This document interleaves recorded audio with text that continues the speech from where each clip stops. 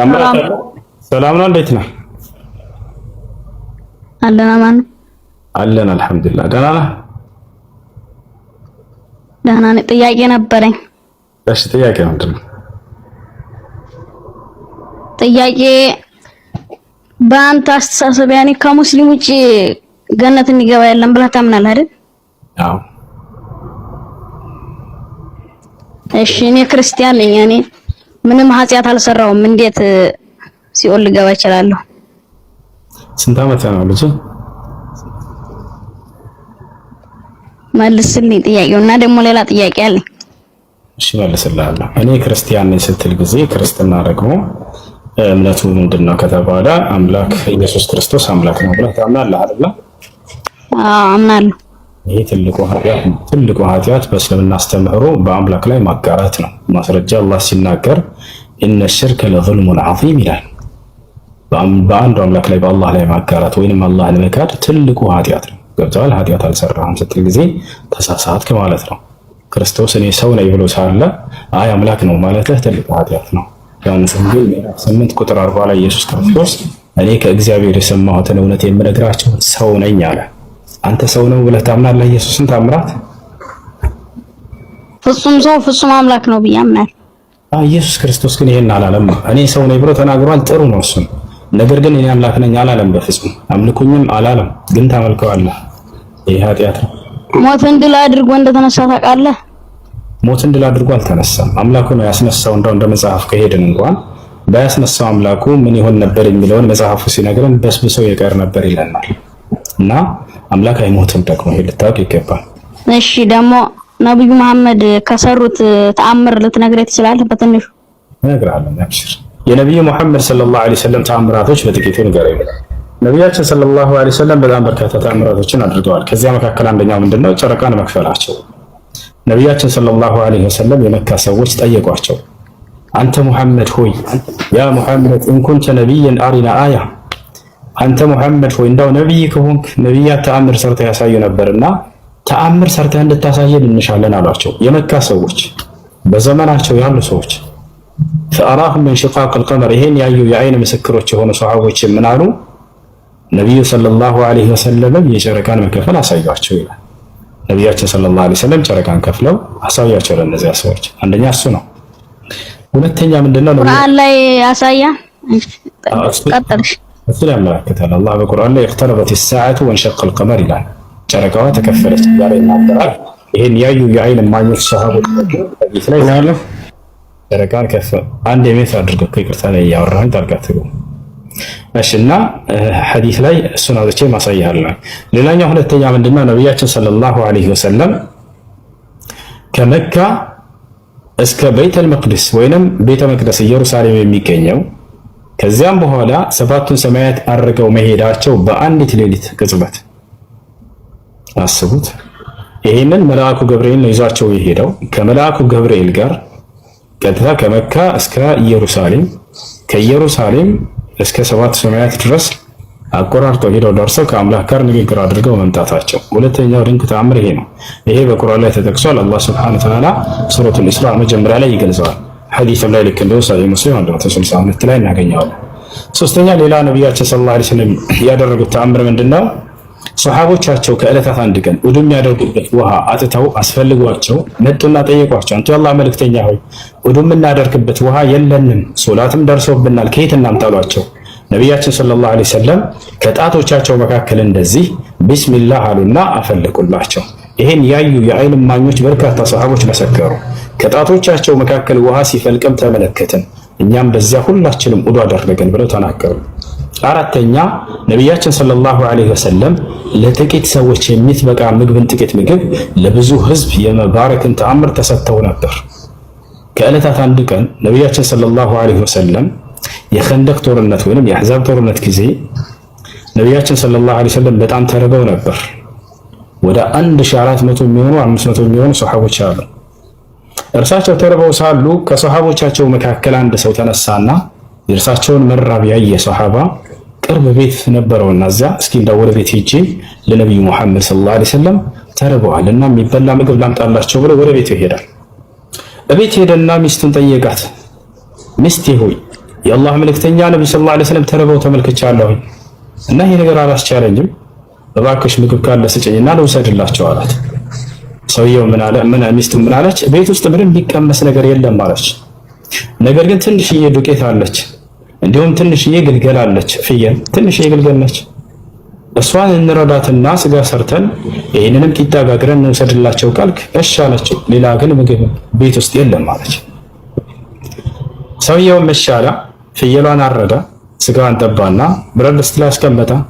ድስት ላይ ካስቀመጠ በኋላ እሷ ሴትየዋ ምን አደረገች? ሚስትየዋ ዱቄቱን አበካች እስኪቦካ ድረስ ሂድና ለነብዩ ሰለላሁ ዐለይሂ ወሰለም እንዲሁም ከእርሳቸው ጋር 1 3 4 ሰዎች ከእርሳቸው ጋር ጋብዛቸው ይዛቸውና ለሌላ ሰው እንዳትናገር ምግቡ አይበቃምና ለብዙ ህዝብ አደራ በሚስጥር ለእርሳቸው በጆሮአቸው ብቻ ነገር ብላ አዘዘችው። ሰውየውም ሄደ ነብዩ ሰለላሁ ዐለይሂ ወሰለም ጋር ፈሰረሁ ይላል ሐዲሱ ላይ መሰጠራቸውም ይላል በሚስጥር ነገራቸው ማለት ነው። ቀስ ብሎ አንተ የአላህ መልእክተኛ ስለተራቡ አይቻልኩም ወደ ቤት ሂጂ እንዲች አይነት እንደው ለአንድ ለአራት ለአምስት ሰዎች የምትበቃ ጥቂት ምግብ አዘጋጅቻለሁኝ ከእርሱ ጋር 1 4 ሰዎች ይምጡና ይብላሉ። ነቢያችን ሰለላሁ ዐለይሂ ወሰለም በዚህ ጊዜ ያ ቀውም አሉ፣ ህዝቦቼ ሆይ ወንድሞቼ ሆይ አሉ፣ ወንድማችን ምግብ ጋብዞናልና ኑ ወደ ቤት እንሄድ አሏቸው። ሰውየው ደነገጠ። አንቱ የአላህ መልእክተኛ የታረደችው ትንሽዬ ግልገል ነች፣ ለጥቂት ሰው እንጂ አትበቃም ለ4 ሰው ለ5 ሰው እና ይህን ሰው እኮ አታበላም ብሎ ነገራቸው። ነብዩ ሰለላሁ ዐለይሂ ወሰለም ምን አሉ? ሂድና አሁን የማዘህን ብቻ አድርግ አንተ አሉት። ሂድና ቤት ነብዩ መሐመድ መተው እስኪባርኩት ድረስ ምግቡን እንዳታወጪ ድስቱን ብለውሻል። ልክ እንዲሁ እርሳቸው መተው ነብዩ መሐመድ መተው እስኪባርኩት ድረስ ዱቄቱን እንዳትጋግሪ ወይንም የተቦካውን እንዳትጋግሪ ብለውሻል ብለህ እዘዝ አሉት። ሰውየው ተመለሰ ወደ ቤቱ። ገብታችኋል አይደል? ወደ ቤት ተመለሰ።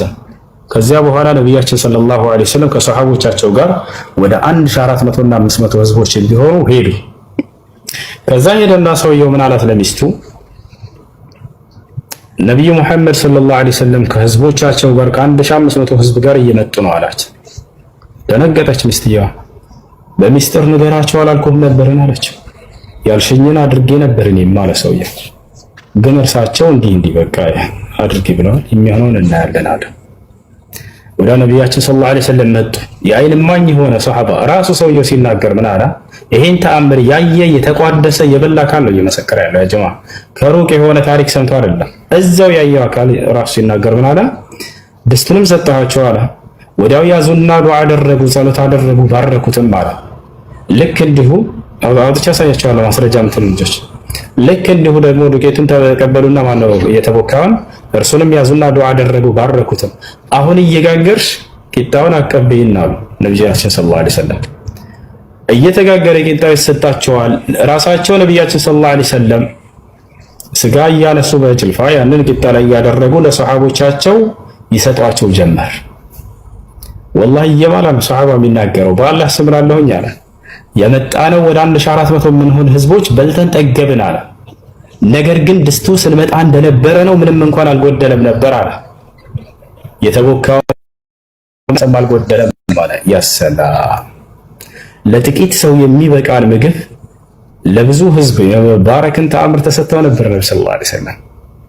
ይህ ካደረጉት ተአምር ነው። ሌላ ተአምር ነቢያችን ሰለላሁ ዐለይሂ ወሰለም የሚበሉት ምግብ የሰው ልጆችን ቋንቋ አውጥቶ ተስቢህ ያደርግ ነበር። ይሄን ታውቃላችሁ? ይሄንንም ያዩ የመሰከሩ የአይን እማኝ የራሳቸው ሰሃቦች ናቸው። አቡበከር ስዲቅ እና አብዱላህ ኢብኑ መስዑድ እና አሊ ኢብኑ አቢ ጣሊብ ይሄን ሁሉ መስክረዋል። የሚበሉት ምግብ ወደ አፋቸው ሲያነሱት የሰው ልጆችን ቋንቋ እያወጣ ሱብሃንአላህ ሲል እንሰማ ነበር አሉ። የሚገርማቸው ሱብሃንአላህ፣ አልሐምዱሊላህ፣ አላሁ አክበር ይል ነበር። ይሄን እየሰሙ ሰሃቦች መስክረዋል፣ ይደነቁ ነበር። ነቢያችን ሰለላሁ ዐለይሂ ወሰለም በጣም በርካታ ተአምራቶችን አድርገዋል። ከዚህም ውጭ ነብዩ መሐመድ እንደማንኛውም ሰው መካ መዲና ተወልደው ወደ ነብይነት የተቀየሩበትን በደንብ እንድታስረዳ ይፈልጋል። ነቢያችን ሰለላሁ ዐለይሂ ወሰለም የተወለዱት የት ነው? መካ ላይ ተወልደዋል። ከዛ ወደ መዲና ስደት አድርገው መዲና ላይ ኑረው እዚያው አርፈዋል። ነቢያችን ሰለላሁ ዐለይሂ ወሰለም እንዴት ወደ ነብይነት ተቀየሩ ነው ልጁ ጥያቄው። ነቢያችን ሰለላሁ ዐለይሂ ወሰለም ከልጅነታቸው ጀምረው እስከ 40 ዓመት ድረስ ቆይተዋል። በዚህ ጊዜያቸው አምላክ ከእርሳቸው ጋር ምንም አይነት እንክብካቤ አላደረገም ወይ ወደሚለው ስንመጣ ጊዜ ላ አድርጓል። ገና ጨቅላ ሕፃን ሳሉ ገና የ3 ዓመት አካባቢ ልጅ ሳሉ ወደ እርሳቸው መልአኩ ገብርኤልን አምላክ አላህ ልኮ እንክብካቤ አድርጎላቸዋል። ትልቁ እንክብካቤ ምንድን ነው ከአምላክ ከተባለ ከኃጢአት መጠበቅ ነው። እርሳቸው ላይ ሰይጣን ስልጣን እንዳይኖረው ማድረግ ነው። ይሄ ነው አይደል ትልቁ እንክብካቤ አምላክ የሚያደርገው። አዎ ይሄን አድርጎላቸዋል። ሐዲስ ላይ አለ፣ ቡኻሪ ላይ ሙስሊም ላይ የተዘገበ ሐዲስ ነው የምነግራችሁ። ነቢያችን ሰለላሁ ዐለይሂ ወሰለም ገና የ3 ዓመት አካባቢ ሕፃን ልጅ ሳሉ ከሕፃናት ልጆች ጋር እየተጫወቱ መልአኩ ጅብሪል ወይንም ገብርኤል መጣና አስተኛቸው፣ ልባቸውንም ቀደዳቸው። ከዚያም ቀልባቸውን ከውስጥ አወጣ። ከጀነት ይዞት የመጣው የወርቅ ጥስት አለ፣ በዚያ ላይ የዘምዘም ውሃ አደረገበት። ወጣቸዋል አይደል? የዘምዘም ውሃ ማለት አምላክ አላህ ሱብሓነሁ ወተዓላ ለአብርሃም ልጅ ለኢስማኤል ወይንም ለእናቱ ለአጋር በመልአኩ ገብርኤል በኩል ያወጣላት የሆነ የተባረከ ውሃ ነው። ያን ውሃ ራሱ መልአኩ ገብርኤል ያወጣው ውሃ ነው። ከዚያ በዚያ ላይ ልባቸውን አደረገና ካጠበው ካጸዳው በኋላ በእርሱ ላይ ያለውን ጥቁር የረጋች ደም የምትመስል እርሱን ከመነጨቀና በኋላ ሲወረውር ጊዜ ፈአልቃሁ ይላል ሐዲስ ላይ ወረወረው። ምን አለ? ያ ሙሐመድ هذا حظ الشيطان منك አላቸው። ሙሐመድ ሆይ ሰይጣን በአዳም ልጆች ላይ ሊኖረው የሚችለው ድርሻ ይህ ነበር፣ በአንተ ላይ ሊኖረው የሚችለው እነሆ የሰይጣን ድርሻ ከአንተ ላይ ከዚህ ጊዜ ጀምሮ ተነስቷል አላቸው። ያሰላም ገና ለአቅመ አዳም ሳይደርሱ ገና ሕፃን ልጅ ሆነው እየተጫወቱ ሳሉ ነብዩ ሰለላሁ ዐለይሂ ወሰለም ሰይጣን በእርሳቸው ላይ ስልጣን እንዳይኖረው በህይወት ዘመናቸው አምላክ አላህ ሱብሓነሁ ወተዓላ መልአኩን ገብርኤልን ጅብሪልን ልኮ ይሄንን ስራ አሰርቶላቸዋል። ወዲያውም ይሄን ካደረገ በኋላ ጅብሪል ዐለይሂ ሰላም ከዚያ በኋላ ምን አደረገ? ልባቸውን ቀልባቸውን ወደ ቦታው መለሰው፣ ልባቸውንም ሰፋ። ሄደ ጅብሪል። ከዚያ በስንት ዓመታቸው? በ40 ዓመታቸው የነብይነትን ማዕረግ ተሰጡ። አያ ነብይ የሆኑት መቼ ነው? በ40 ዓመታቸው ላይ ነው። ነብዩ ሙሐመድ ሰለላሁ ዐለይሂ ወሰለም ነብይ እንዴት ሆኑ ወደሚለው እንምጣ። ነብይነት የሚገኘው በትግል አይደለም። እኔ ለምሳሌ አምልኮ ስለሰራሁኝ አምላክ ነብይ ያደርገኛል ብዬ ትግል ስላደረግኩ ላ በዚህ አይደለም። ነብይነት የአምላክ ምርጫ ነው። አምላክ የፈለገውን ሰው ነብይ ያደርጋል። የፈለገውን መልአክ መልእክተኛ አድርጎ ይልካል። ማስረጃ አላህ በቁርአን ላይ ሲናገር አላሁ የስጠፊ ሚነል መላኢከቲ ረሱለን ወሚነን ናስ፣ እኔ አምላካቸው አላህ ከመላእክቶችን ከሰዎችን መልእክተኞችን ራስ ይመርጣለሁኝ አለ። የራሱ ምርጫ ነው።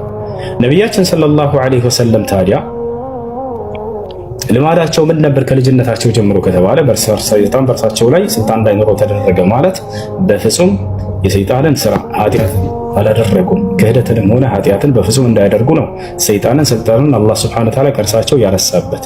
በተቻለ አላህ ሱብሓነሁ ወተዓላ የሰይጣንን ተንኮል ያነሳላቸው በመልአኩ ጅብሪል ዐለይሂ ሰላም ስራ አማካኝነት ቅድም በነገርኳቸው። ስለዚህ አንዱን አምላክ አላህን በብቸኝነት የሚገዙ ከኃጢአት ሁሉ የራቁ ሆነው እስከ 40 ዓመት ዘመናቸው ድረስ ይቆያሉ። ልክ 40 ዓመታቸው ሊደርስ አካባቢ ላይ ነቢያችን ሰለላሁ ዐለይሂ ወሰለም ሑቢበ ኢለይሂል ኸላ ከሰዎች ሁሉ ገንጠል ብለው ለብቻቸው ሄደው ጌታቸውን አላህን ማምለክ በጣም ወደዱ። በጣም በዚህ ነገር ላይ ተወደደ ወደ ልባቸው።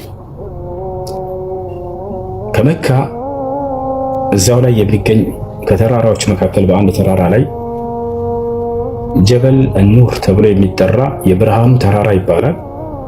በዚያ ውስጥ የሒራ ዋሻ የሚባል አለ። ዋሻ ቦታ ነች።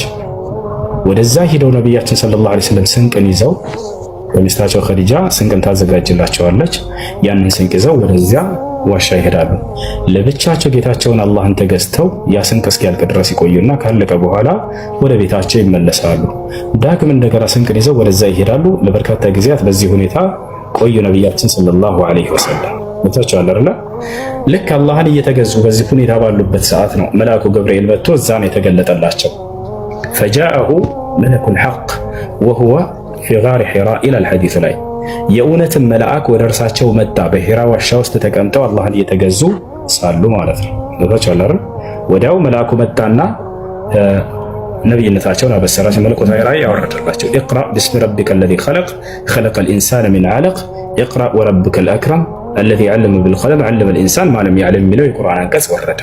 መልአኩ ገብርኤል አብሳሪው መልአክ ተገለጠና ያ ሙሐመድ ኢነከ ለረሱሉላሂ ሐቀን አላቸው። ሙሐመድ ሆይ በእውነት አንተ የአምላክ መልእክተኛ ተደርገህ እነሆ ተመርጠሃል ብሎ አብሳሪው መልአክ ነብይነትን ማዕረግ አበሰራቸው ማለት ነው።